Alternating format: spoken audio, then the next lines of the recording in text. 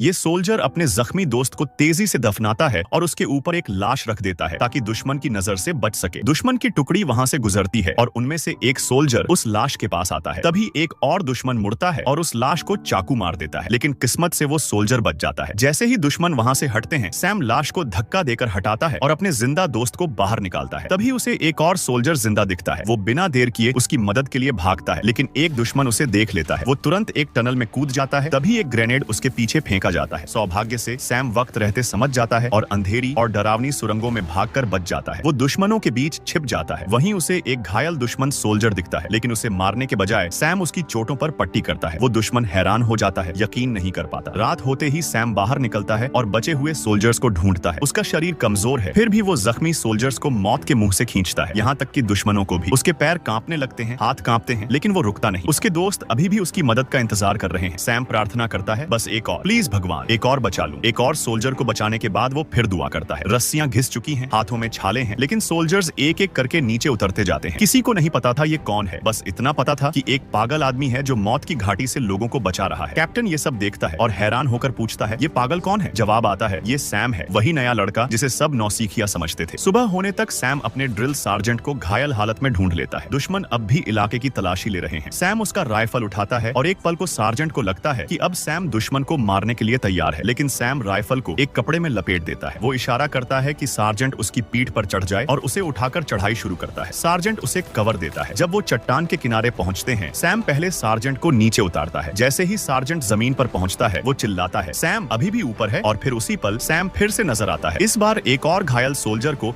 अपनी पीठ पर उठाए हुए दुश्मन उसका पीछा करने की कोशिश करते हैं, लेकिन इस बार उसके साथी उसे कवर देते हैं। आखिरकार सैम बच जाता है, लेकिन उसका दिल और दिमाग अब भी जंग के मैदान में अटका हुआ है। वो ठीक से खड़ा भी नहीं हो पा रहा। कैप्टन पास आता है और धीरे से पूछता है, तुम्हें कहीं चोट तो नहीं लगी? सैम की आंखों में आंसू भर आते हैं। वो कुछ बोल नहीं पाता। सारे सोल्जर्स चुपचाप खड़े रहते हैं, उस हीरो को सलाम करने के लिए जो नरक से लौट कर आया था।